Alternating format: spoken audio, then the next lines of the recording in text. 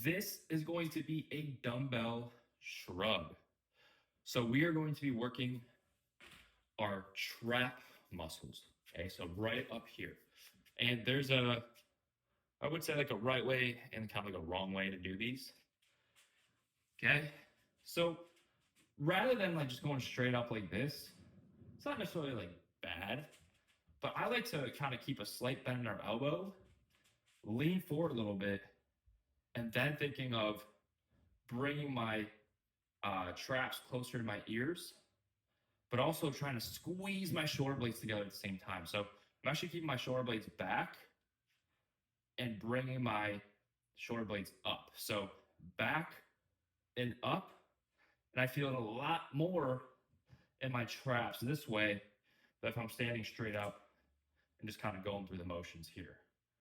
All right, so we want to make sure that we're kind of holding at the top for a second, really feeling our traps work. Come down, get a nice big stretch, right? Let those dumbbells pull your shoulders down, squeeze up, bring those shoulders close to your ears, keep them back, bring them down, and